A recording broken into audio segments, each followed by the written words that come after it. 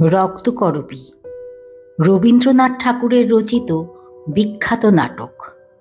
এক রাষ্ট্রীয় নিপীড়নের কাহিনী। অনেকে নাটকটা দেখেছেন বা বইয়েও পড়েছেন, কিন্তু যারা পড়েননি তাদের জন্য গল্পের আকারে আমার এই পডকাস্ট। গল্পটি শুনুন এবং উপলব্ধি করুন। রক্তকরবী এবং আমার উপলব্ধি। যক্ষপুরী নগরের রাজা এক জটিল আবরণের আড়ালে সোনার স্তূপের উপর বাস করেন। তার রাজধর্ম প্রজা শোষণ, তার অর্থলোভ দুর্দম, তার লোভের আগুনে পুড়ে মরে সোনার খনির শ্রমিকেরা।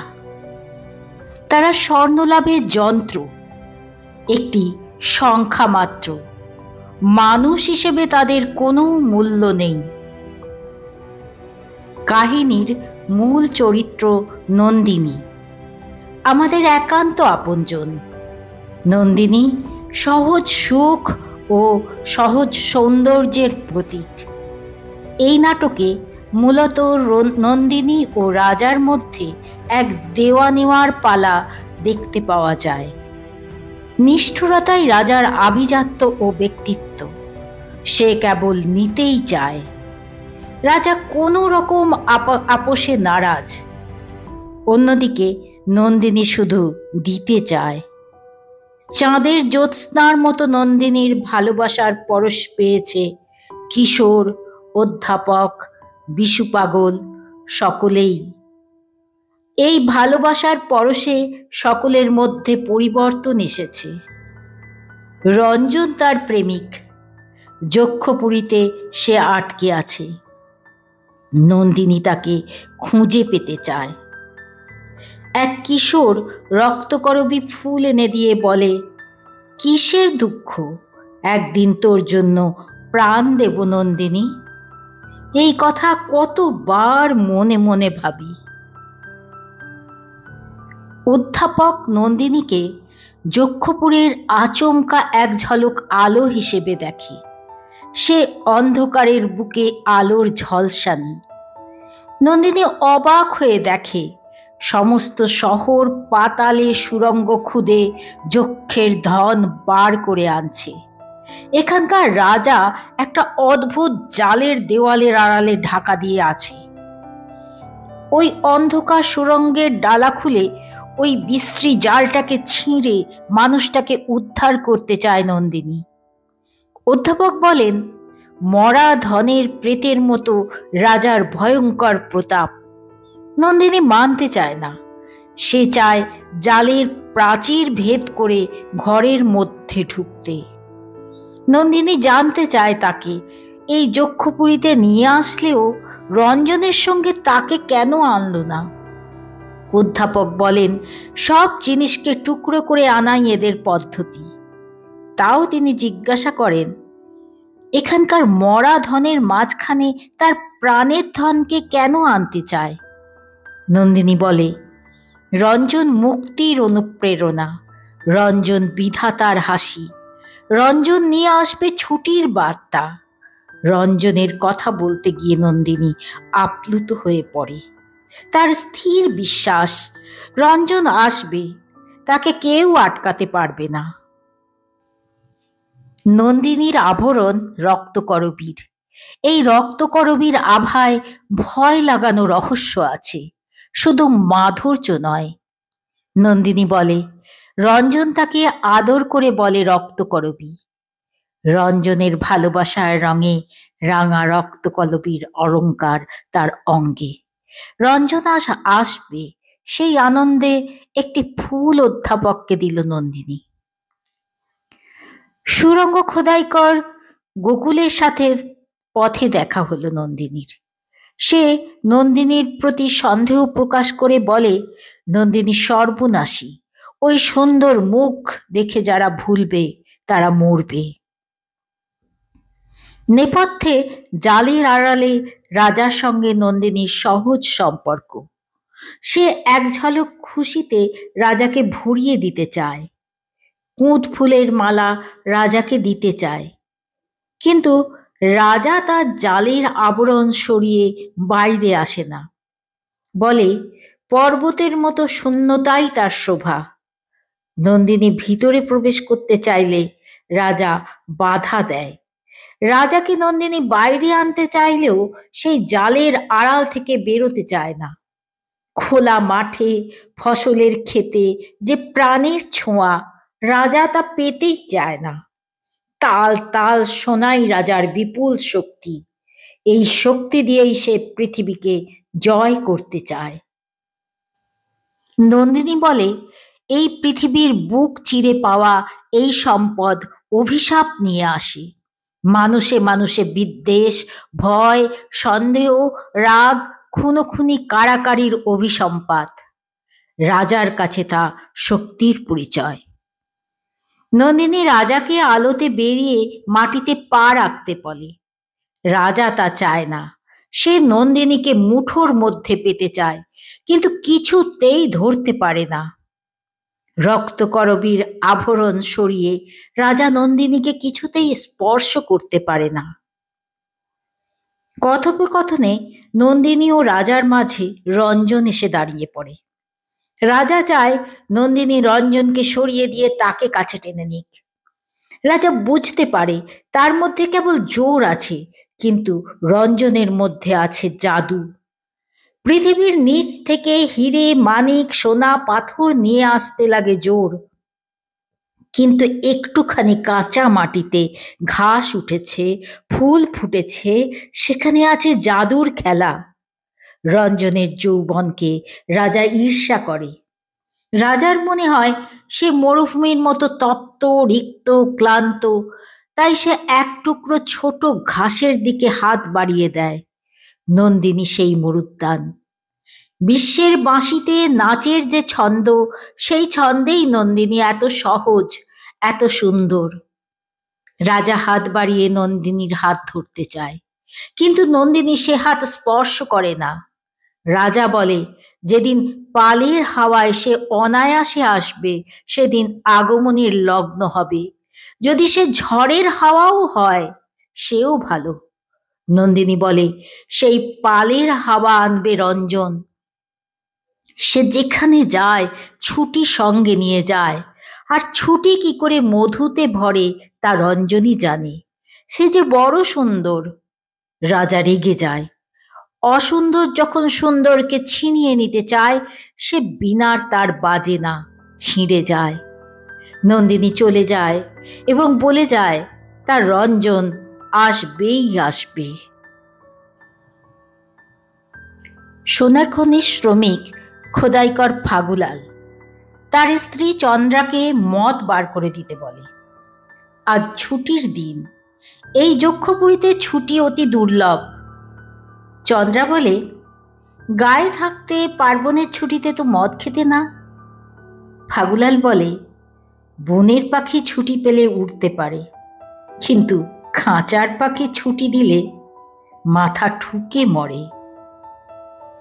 যক্ষপুরীতে কাজের চেয়ে ছুটি বিষম বালাই। চন্দ্রা বলে কাজ ছেড়ে ঘরে ফিরে যেতে। ফাগুলাল বলে ঘরে ফেরার রাস্তা বন্ধ। বিশু পাগল গান গাইতে গাইতে ওদের দিকে এগিয়ে আসে।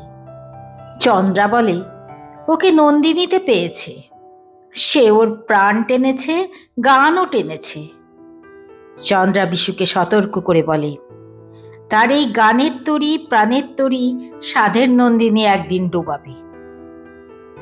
খোদাইকর গোকুল নন্দিনীর প্রতি সন্দেহ প্রকাশ করে বলে, রাজা কেন যে এই নন্দিনীকে এই যক্ষপুরীতে নিয়ে এসেছে বুঝতে পারে না। নন্দিনীর মধ্যে সহজ সৌন্দর্য তাদের চোখে পড়ে না। সে বলে সর্দাররাও এই নন্দিনীকে দু চক্ষে দেখতে পারে না। এই যক্ষপুরীর হাওয়া সুন্দরীর পরে অবজ্ঞা ঘটায়। গোকুল বলে ওই মেয়ে যক্ষপুরীতে অলক্ষণ নিয়ে আসবে। ফাগুলাল বিশু ভাইকে বলে, চন্দ্রা জানতে চায় তারা কেন মদ খায়। বিশু বলে, স্বয়ং বিধাতা জগতের চারদিকেই মদের বরাদ্দ দিয়ে রেখেছে। তোমরা চোখের কটাক্ষে বাহুর বন্ধনে মদ জোগাও, মদ না হলে ভোলাবে কিসে? এদিকে ক্ষুধা তৃষ্ণা চাবুক মারছে, বলছে কাজ করো।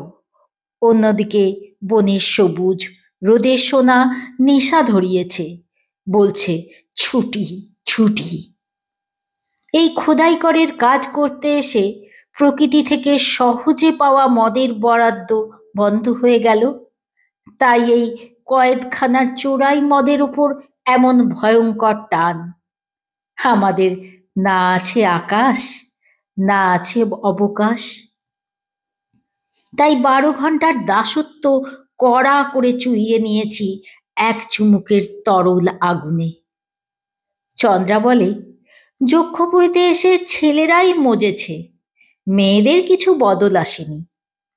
বিশু বলে, মেয়েদেরও প্রকৃতির ফুল শুকিয়ে গেছে, সোনা সোনা করে তাদের প্রাণটাও খাবি খাচ্ছে। তাই ফাগুও 12 ঘন্টার পরে আরো 4 ঘন্টা যোগ করে খেটে মরে। তোমার সোনার লোভও ওকে ভিতরে ভিতরে চাবুক মারে, যা সর্দারের চাবুকের থেকেও কড়া। এই বিশুকে যক্ষপুরীর সর্দারেরা চর হিসেবে রেখেছিল, কিন্তু প্রাণ খোলা বিশু চরের কাজ করতে পারেনি। বিশু শরীর খারাপ বলে দেশে ফিরে যেতে চেয়েছিল, কিন্তু সর্দারেরা ফিরতেও দেয়নি। এই যক্ষপুরীতে একবার ঢুকলে বেরোবার পথ বন্ধ হয়ে যায়। খোদাইকরেরা সুরঙ্গ কেটে তাল তাল সোনা নিয়ে আসছে। তারা শুধুই সংখ্যা, মানুষ নয়। যেমন ফাগুলাল 47-এর ফ, বিশু 69 মদের পেয়ালা নিয়ে ভাগ্যের গণ্ডির মধ্যে বাঁধা। এইসব আলোচনার মধ্যেই সর্দারের প্রবেশ। তার কাছে চন্দ্রা বাড়ি যাওয়ার জন্য ছুটি চায়। সর্দার বোঝায় যক্ষপুরীতে তারা বাড়ির থেকে অনেক ভালো আছে। সর্দার বলে, বিশু এদেরকে নাচাচ্ছে, তাই ভালো কথা শোনাবার জন্য কেনারাম গোসাইকে আনা হয়েছে। ফাগুলাল আপত্তি জানায়, বলে, এখন সন্ধ্যাবেলা মদ খেয়ে বড়জোর মাতলামি করি, উপদেশ শোনাতে এলে নরহত্যা হবে। সর্দার গোসাইকে বলে, কারিগরদের দুর্বল মন অশান্ত হয়ে উঠেছে, এদের কানে একটু শান্তি মন্ত্র দেবেন। গোসাই ও সর্দারের উপদেশ শুনে ফাগুলাল খেপে যায়, বলে, প্রণামী চাও তো দিতে পারি, কিন্তু ভণ্ডামি সহ্য হবে না। সর্দার বুঝতে পারে নন্দিনী এদের মাথা খেয়েছে। গোসাইকে অন্য পাড়ায় যেতে বলে। চন্দ্রা ছুটির আবদারে সর্দার বলে, সে মনে রাখবে। চন্দ্রা খুশি হলে বিশু বলে, এবার থেকে ওরা ঠিক করেছে যে কারিগরদের সাথে ওদের স্ত্রীদের আর আসতে দেবে না, কারণ সংখ্যার অঙ্কের সাথে নারীর অঙ্ক যোগে মেলে না। চন্দ্রা বিশুর স্ত্রীর কথা জানতে চাইল।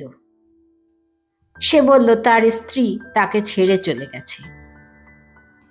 যখন সে চর ছিল তখন তার স্ত্রী সর্দারদের স্ত্রীর সাথে মেলামেশা করত, কিন্তু যখন খোদাইকর হয়েছে তখন তাকে ছেড়ে দিয়ে চলে গেছে অন্য কারুর সাথে। রাস্তা দিয়ে সর্দারিনীরা ধুমধাম করে ধ্বজা পূজার ভোজে যোগ দিতে চলেছে।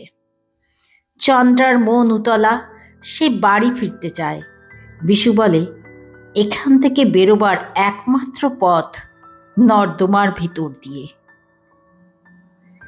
এমন সময় নন্দিনী বিশুকে ডাকল। সে দূরের রাস্তায় পৌষের গান শুনেছে কিনা জানতে চাইল।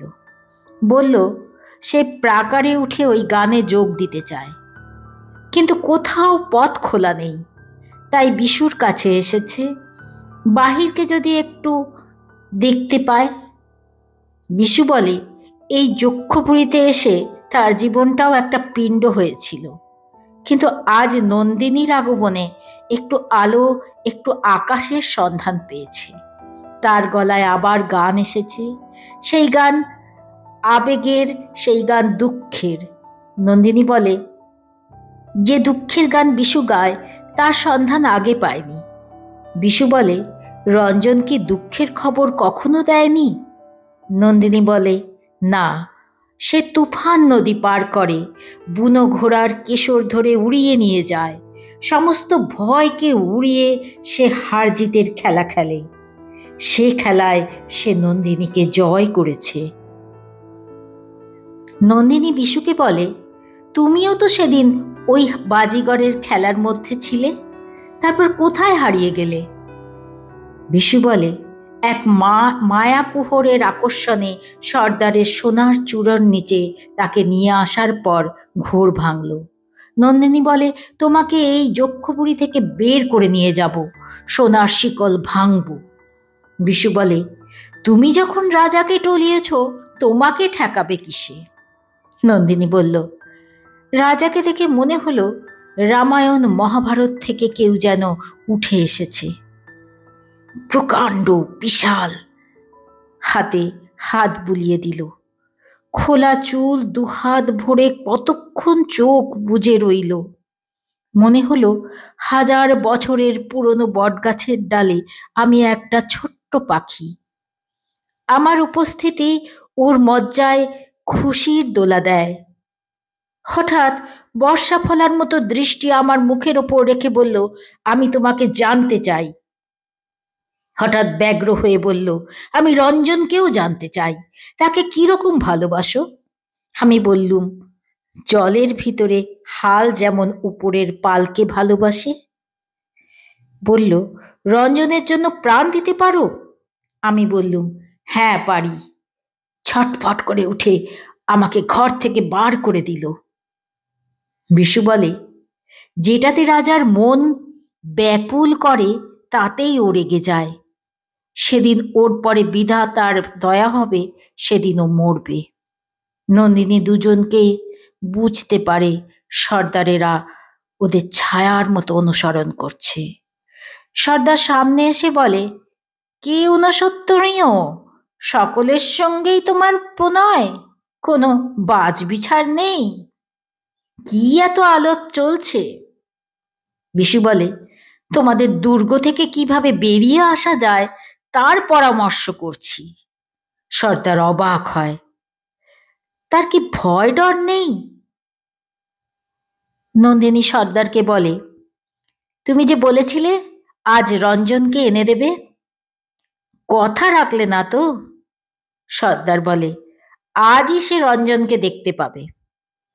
নন্দিনী কুন্দ ফুলের মালা সর্দারকে দেয়। সর্দার বলে, হাতের দান হাতেই চুকিয়ে দেওয়া ভালো। হৃদয়ের দান রঞ্জনের জন্য রাখা আছে ওই রক্তকরবীর মালা, যত অপেক্ষা করবে তত দাম বাড়বে। নন্দিনী রাজাকে একবার জানলার কাছে আসার জন্য অনুরোধ করে।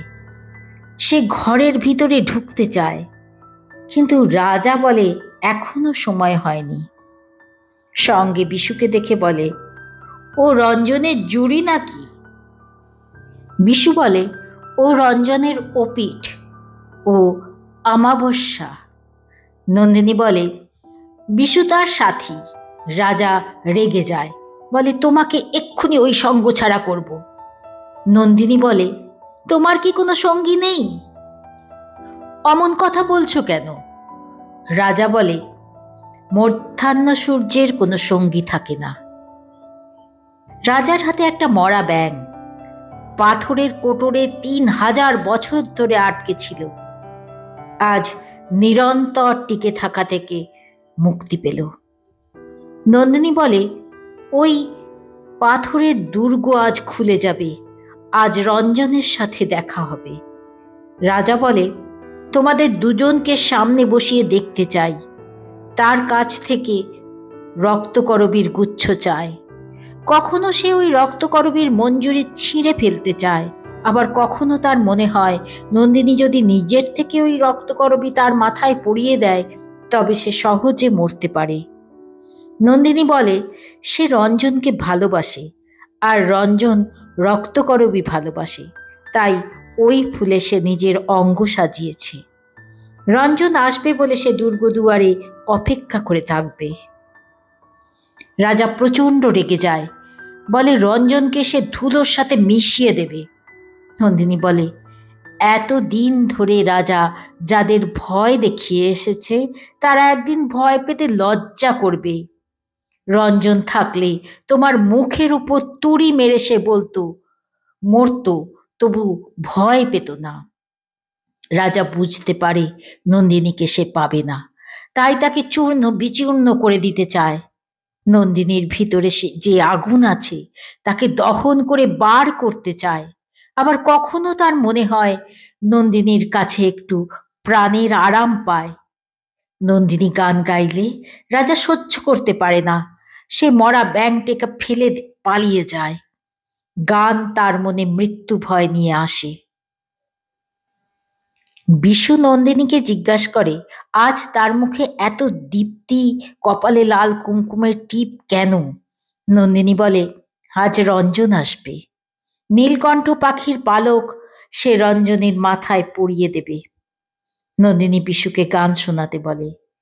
গানে মুগ্ধ হয়ে নন্দিনী বলে, তার বিশুকে অনেক কিছু দেবার ছিল, কিন্তু কিছুই দেওয়া হলো না। বিশু বলে, সেই না দেওয়াই সে মাথায় করে রাখবে, অল্প দামে সে গান বিক্রি করতে পারবে না। এদিকে সর্দার মোড়ল আলোচনা করে রঞ্জনকে কিছুতেই নন্দিনীর সামনে আসতে দেওয়া যাবে না। মোড়ল বলে, অনেক দূরে বজ্রকরের সুরঙ্গে তাকে কাজ করতে নিয়ে যাওয়া হয়েছিল, কিন্তু সেখানকার খোদাইকরদের মাতিয়ে রেখেছিল নাচ গান। তাকে শিকল দিয়ে বেঁধে রাখলেও সে পিছলে বেরিয়ে আসে। সে কিছুদিন যক্ষপুরীতে থাকলে খোদাইকররা আর তাদের কথা শুনবে না। দেখা গেল রঞ্জন সারেঙ্গি নিয়ে গান গেয়ে চলেছে। ওকে বেঁধে রাখার সাধ্যি কারুর নেই। যে করেই হোক রঞ্জনের সঙ্গে নন্দিনীকে দেখা করতে দেওয়া যাবে না। এদিকে অধ্যাপক এবং পুরনবাগীশ আলোচনা করেছে, রাজা বোধহয় ক্ষেপে গেছে, সব কিছু চুরমার করে দিচ্ছে। রাজা সঞ্চয়ের সরোবর ভিতরে ভিতরে ক্ষয়ে এসেছে। অধ্যাপক পুরনবাগীশকে নন্দিনীকে দেখায়। সে তার কাছে প্রাণ ভরা খুশি নিয়ে আসে। ও হলো সুরবাধা তানপুরা, ওকে দেখলে মন উড়ে যায় সব কিছু ছেড়ে। সর্দার বলে, এই পুরাণবাগীশের কথাই রাজা ক্ষেপে উঠেছে। অধ্যাপক বলে, নন্দিনীর নিবিড় যৌবন রাজা দেখতে পাচ্ছেন, কিন্তু ধরতে পারছেন না, তাই রাজা ক্ষেপে উঠেছেন। নন্দিনী দেখে প্রেতপুরীর দরজা দিয়ে কারা যেন বেরিয়ে আসছে। অদ্ভুত চেহারা, মাংস, মজ্জা, মন প্রাণ কিছুই নেই। নন্দিনী অবাক হয়। তার গ্রামের বা পাশের গ্রামের শক্ত সমর্থ যুবকেরা আজ হাড্ডিসার কঙ্কাল মাত্র। অধ্যাপক বলে, যেদিকটাতেই ছাই সেদিকেই আজ নন্দিনীর দৃষ্টি পড়েছে। রাজাকে দেখে তার মনে হয়েছিল অদ্ভুত শক্তিশালী। সেই রাজার চেহারা সাধারণ প্রতিবাদী যারা, তারা হয়ে যাবে ছাই, আর বড়টা জ্বলতে থাকে লকলকে শিখা হয়ে। এই হচ্ছে বড় হওয়ার তত্ত্ব। নন্দিনী বলে, এ রাক্ষসের তত্ত্ব। এই যদি মানুষের বড় হওয়ার রাস্তা হয়, তবে এই প্রেতপুরী থেকে বেরোবার রাস্তা দেখিয়ে দাও। অধ্যাপক বলেন, এখানে ঢোকা যতখানি সহজ, বার হওয়া ততখানিই কঠিন। এখান থেকে বেরোবার কোনো রাস্তা নেই। পুরনবাগীশ ভেবেছেন এখান থেকে পালিয়ে বাঁচবেন, কিন্তু একটু এগোলেই বুঝবেন এই বেড়াজাল বহু দূর বিস্তৃত। নন্দিনী বিভ্রান্ত, ভাবছে কি করে এই কারাগার থেকে সবাইকে বার করা যায়। জানলা ঠেলে রাজাকে ডাকতে লাগলো নন্দিনী, কিন্তু কোনো সাড়া নেই। বিশু পাগলের জন্য চিন্তিত হয়ে গেল। অধ্যাপক বললেন, তার ডাক পড়েছে রঞ্জনকে চিনিয়ে দেবার জন্য। নন্দিনী আর্তনাদ শুনতে পেয়ে থমকে গেল। অধ্যাপক বললেন, জগৎ বিখ্যাত পালোয়ান গজ্জুর আর্তনাদ। তার ভাই ভজন কুস্তি করতে এসেছিল, কিন্তু তার আর অস্তিত্ব নেই। এখানে যারা পৌরুষ দেখাতে আসবে তাদের হাল হবে গজ্জুর মতন। এরা শুধু মানুষ মারে না, তার ভরসার জায়গাটাও শুষে নেয়। নন্দিনী আহত গজ্জুকে শুশ্রূষা দেবার চেষ্টা করলে অধ্যাপক বাধা দেয়, কারণ এখানকার নিয়ম মতে তা অপরাধ। এটা নন্দিনীরও ক্ষতির কারণ হবে। সর্দার গোসাই আসে নন্দিনীর কাছে। নন্দিনী অনুরোধ করে অসুস্থ গজ্জুকে শুশ্রূষা দেবার জন্য। তার প্রাণের আর কিছুই অবশিষ্ট নেই। গোসাই বলে যেটুকু বাঁচার দরকার সর্দার সেটুকুই ওকে বাঁচিয়ে রাখবে। সর্দার গজ্জুকে হক্ষ পাড়ার মোড়লের ঘরে যেতে বলে। নন্দিনী অবাক হয়, একজন ভূপতিত মানুষ কিভাবে অতদূর যাবে? সর্দার বলে, যে মানুষ যেখানটাতেই এসে মুখ থুবড়ে পড়ে জোরে ঠেলা দিলে আরো খানিকটা যেতে পারে। গজ্জুর গলার স্বর মিহি হয়ে আসে। নন্দিনী তার সাথে যেতে চাইলে সর্দার রাগ করবে বলে বাধা দেয়। নন্দিনী সর্দারকে জিজ্ঞেস করে, বিশু পাগলকে কোথায় নিয়ে গেছে? গোসাই বলে, সে যেখানেই থাক ভালোর জন্যেই আছে। নন্দিনী বলে, কার ভালো বলে গোসাইয়ের জপমালা ছিঁড়ে দেয়, পারলে ওর নামাবলিটাও ছিঁড়ে দেয়। গোসাই পালায়। এই মেয়েটা এসে এখানকার নিয়ম সব বরবাদ করে দিচ্ছে। স্বয়ং রাজা একে নিয়ে এসেছে, যক্ষপুরীর ভিত নড়বড়ে করে দিচ্ছে। সর্দার বলে, এই নন্দিনী বিশুর বিপদের জন্য দায়ী। যতদিন খোদাই করছিল ঠিক ছিল, কিন্তু যেই পাখা মেলতে শিখবার পর সব গন্ডগোল। নন্দিনী জানতে চায় রঞ্জনের সাথে তার দেখা হবে কিনা। সর্দার বলে, কিছুতেই দেখা হবে না।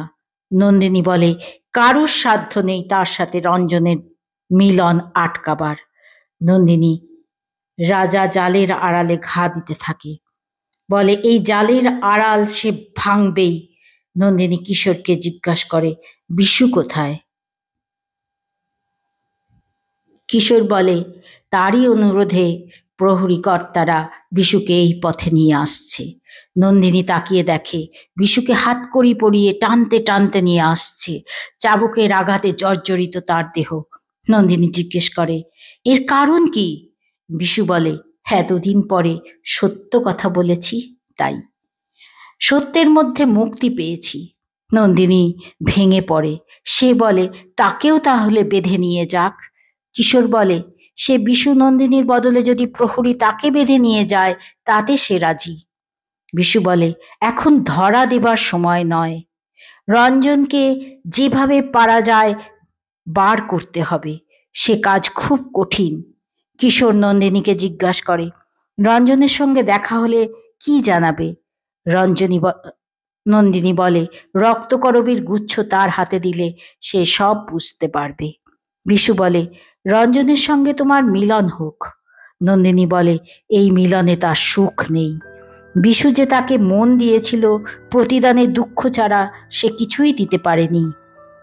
ছোট কিশোর ছেলেটি নিজের প্রাণ দিতে পারে, তাকেই বা সে কি দিতে পেরেছে? বিশু বলে, মনে যে আগুন জ্বালিয়ে দিয়েছ তাতেই অন্তরের ধন সব প্রকাশ পেয়েছে। রঞ্জন এলে নীলকণ্ঠের পালক ওর চূড়ায় পরিয়ে দিও। দূর থেকে ফসল কাটার গান ভেসে আসছে, যে গান মুক্তির। এদিকে রাজা নিজের ওপর নিজে বিরক্ত হয়ে উঠেছেন। চিকিৎসক সর্দার চিন্তিত। চিকিৎসক বললেন, একটা বড় রকমের ধাক্কার প্রয়োজন। বড় শিশু যখন একটা খেলায় বিরক্ত হয় তখন তাকে আর একটা খেলনা না দিলে নিজের খেলনা ভাঙে। এখন ভাঙনের সময় এসেছে। সর্দার এই ভাঙন রোখার জন্য আগে থেকেই প্রস্তুত হয়েছেন। স্বর্ণপুরী যখন ঐশ্বর্যের সীমায় পৌঁছেছিল তখন ভাঙন মেনে নেওয়া অসম্ভব। এদিকে ধ্বজা পূজার আয়োজন চলেছে। সর্দার পাড়ার মোড়লকে ডাকলো তার স্ত্রীকে বাগান বাড়িতে পৌঁছে দেবার জন্য। মোড়ল এক তোষামতকারী নিজের অভাব অভিযোগ সর্দারের কাছে পেশ করল। চারিদিকে সাজ সাজ রব। মেজ সর্দার নাচওয়ালি আর বাজনদারদের বাগানে পৌঁছে দিল। ছোট সর্দার রঞ্জনকে আরো 10 জনের সাথে রাজার কাছে নিয়ে গেল। রাজার প্রতি কর্তব্যের জন্য রাজাকে ঠকাতে হয়। কর্তব্যের সাথে সাথে রক্তকরবীর রঙের ছোঁয়াও তাদের মনে মিশেছে। এদিকে নন্দিনী রাজার জানলায় ঘা দিচ্ছে, লৌহ কপাট খোলার জন্য অনুরোধ করছে। গোসাই বাধা দিয়ে বলল, রাজা যখন ছোটকে মারেন তার ছোট মুখে বড় কথার জন্যই মারেন। নন্দিনী তার কথায় কর্ণপাত করে না। নন্দিনী বলে, ওই ধ্বজদণ্ডের দেবতা কোনো দিনই নরম হবে না। জালের আড়ালে মানুষ কি চিরদিন জালে বাঁধা থাকবে? মানুষের প্রাণ নেবে তার নাম গান দিয়ে ভোলাবার ব্যবসা? ফাগুলাল চন্দ্রা এলো বিশুর খোঁজ করতে। নন্দিনী বলে, তাকে বন্দি করে নিয়ে গেছে। চন্দ্রা নন্দিনীকে গালিগালাজ করে। চন্দ্রা গোকুল নন্দিনীকে দোষারোপ করে, তার জন্যই বিশুর এরকম হাল হয়েছে। নন্দিনী পাগলের মতো রঞ্জনকে খুঁজতে থাকে। রাস্তা দিয়ে ধ্বজা পূজার আয়োজনে যারা চলেছে সবাইকে ধরে ধরে জিজ্ঞাসা করে রঞ্জনকে কেউ দেখেছে কিনা। কেউ উত্তর দেয় না, বলে আমাদের কান দিয়ে যা ঢোকে মুখ দিয়ে তা বেরোয় না, তাই এখনো টিকে আছি। নন্দিনী রাজার জানলায় ঘা দিয়ে বলে, দরজা খোলো। রাজা বিরক্ত হয়, কিন্তু নন্দিনী বলে, আজ দরজা খুলতেই হবে। রাজা বলে, আজ সে মনের অবসাদ কাটাতে ধ্বজা পুজোয় যাচ্ছে, এখন বাধা দিলে রথের চাকায় গুড়িয়ে যাবে। নন্দিনী বলে, আজ দরজা খুলতেই হবে। আর সে মৃত্যুকে ভয় পায় না, রাজার প্রশ্রয়কে সে ঘৃণা করে। দ্বার উদ্ঘাটন হয়। নন্দিনী দেখে মেঝেতে পড়ে আছে রঞ্জন। রাজা অবাক হয়, বলে, এতবার ওর নাম জানতে চাইলাম, কিছুতেই বলল না। এত স্পর্ধা কি করে হয়? রাজা বলে, তার নিজের লোকজনরাই তাকে ঠকিয়েছে। নন্দিনী কাতর হয়ে রাজাকে বলে, রঞ্জনকে জাগিয়ে দাও, তুমি তো জাদু জানো। রাজা বলে, আমি জাগাতে পারি না, জাগরণ ঘুচিয়ে দিতে পারি। নন্দিনী রঞ্জনের মাথায় নীলকণ্ঠ পাখির পালক পরিয়ে বলে, এখন থেকে তোমার জয় যাত্রা শুরু হলো। তার হাতে রক্তকরবীর মঞ্জুরি দেখে বুঝতে পারে কিশোরের সাথে রঞ্জনের দেখা হয়েছে। রাজাকে জিজ্ঞাসা করে, কিশোর কোথায়? রাজা বলে, উদ্ধত কিশোর আক্রমণ করতে এসে বুদবুদের মতো উবে গেছে। রাজা বুঝতে পারল একটা মস্ত বড় ভুল হয়েছে, তার নিজের লোকেরাই তাকে বিভ্রান্ত করেছে। নন্দিনী তার সমস্ত শক্তি দিয়ে রাজার বিরুদ্ধে লড়াই ঘোষণা করল। রাজা বলল, নন্দিনীকে মেরে ফেলতে এক মুহূর্তও সময় লাগবে না। নন্দিনী বলল, তার অস্ত্র মৃত্যু, সেই মৃত্যুই রাজাকে তিলে তিলে মারবে। রাজা নন্দিনীকে বলল, এই যুদ্ধে যেন সে রাজাকে সাথে নেয়, রাজাকে বিশ্বাস করে। দুজনে হাতে হাত রেখে লড়াই করে। এই যক্ষপুরীর এই বন্দিশালা ধ্বংস করবে। শেষের লড়াই শুরু হয়েছে। রাজা ধ্বজার দণ্ড ভাঙলেন, নন্দিনীকে কেতন ছিঁড়তে বললেন। রাজা চান নন্দিনী তাকে মারুক, ওর হাতেই রাজার মৃত্যু হোক। আজ প্রলয়ের পথে রাজা চলেছেন, নন্দিনী হয়েছে পথের দীপশিখা। ফাগুলাল বিশুকে খুঁজতে এসে রাজা এবং নন্দিনীকে দেখল। ফাগুলাল নন্দিনীকে দোষারোপ করল, খোদাই করেরা বন্দিশালার দরজা ভাঙতে বেরিয়েছে, তারা মরবে তবু ফিরবে না। নন্দিনী দেখালো রঞ্জন মৃত্যুকে বরণ করে নিঃশব্দে পড়ে আছে, কিন্তু ও আবার আসবে। ফাগুলাল রাজা চলল বন্দিশালা ভাঙতে, নন্দিনী চলেছে সবার আগে। এদিকে সর্দার খবর পেয়ে সৈন্য নিয়ে আসছে। নন্দিনী দেখল সর্দারের বল্লমে কুদ ফুলের মালা। নন্দিনী তার বুকের রক্ত দিয়ে ওই মালাকে রক্তকরবীর রঙে রাঙিয়ে দিয়ে যাবে।